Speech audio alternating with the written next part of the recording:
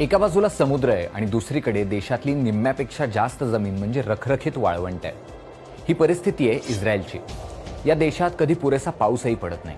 इस्रायलची लोकसंख्या 1 कोटीपेक्षाही कमी आहे, पण तरीसुद्धा कृषी क्षेत्रातल्या आघाडीच्या 10 देशांमध्ये इस्रायलचं नाव घेतलं जातं. आकाराने महाराष्ट्रापेक्षाही लहान असलेल्या इस्रायलने कृषी क्षेत्रात एवढी प्रगती कशी केली? इस्रायलने बनवलेलं तंत्रज्ञान भारतासाठी उपयोगात येतं का? आणि भारत इस्रायलमध्ये कृषी क्षेत्रात आजवर काय काय करार झालेत पाहणार आहोत आजच्या सोपी गोष्टमध्ये.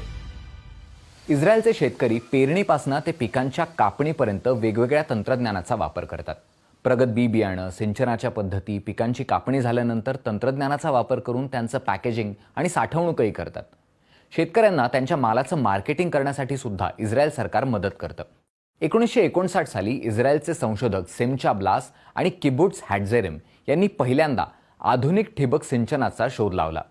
पाण्याची कमतरता असल्यामुळे ठिबक सिंचनाची पद्धत तिथे लोकप्रिय झाली आणि हळूहळू जगभर ठिबक सिंचनाचा वापर व्हायला लागला. अगदी महाराष्ट्रातही तुम्ही हे पाहिलं असेल. जैविक कीटकनाशकांचा वापर असो किंवा मग धान्य, फळभाज्या साठवून ठेवण्यासाठी इस्रायली संशोधकांनी बनवलेलं तंत्रज्ञान, या सगळ्या गोष्टींच्या जोरावर इस्रायल कृषी क्षेत्रातल्या आघाडीच्या 10 देशांपैकी एक बनला.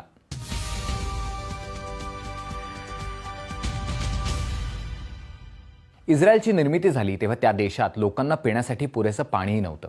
त्यामुळे सांडपाण्याचा पुनर्वापर करण्यासाठी त्यांनी प्रयत्न केले आणि आज परिस्थिती अशी आहे की 86% सांडपाण्यावर प्रक्रिया करून ते पाणी पिण्यासाठी आणि शेतीसाठी उपलब्ध करून दिलं जातं. इस्रायलच्या शेतीसाठी वापरण्यात येणारं 44% पाणी याच प्रकल्पातून मिळवलं जातं. बहुतांश प्रदेश वाळवंटी असून सुद्धा इस्रायलने मासेमारी क्षेत्रात सुद्धा प्रगती केली आहे. अत्याधुनिक तंत्रज्ञान वापरून सागरी आणि गोड्या पाण्यातल्या मत्स्यशेतीच्या नवनवीन पद्धती इस्रायलने शोधून काढल्यात. समुद्राचं खारं पाणी वळवून केज फिश फार्मिंगची सुरुवात सुद्धा इस्रायलमध्येच झाली.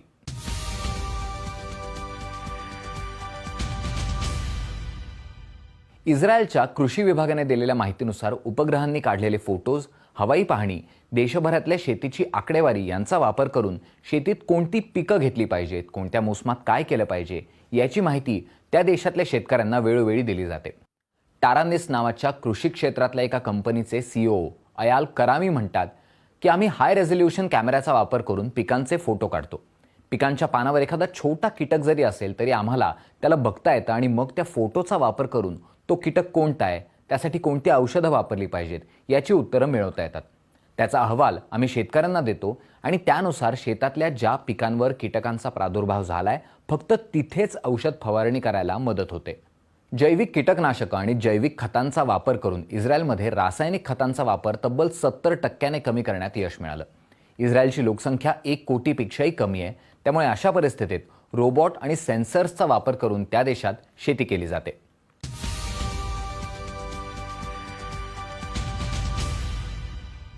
दोन 2008 साली भारत आणि इस्रायलने कृषी सहकार्य प्रकल्प सुरू केला.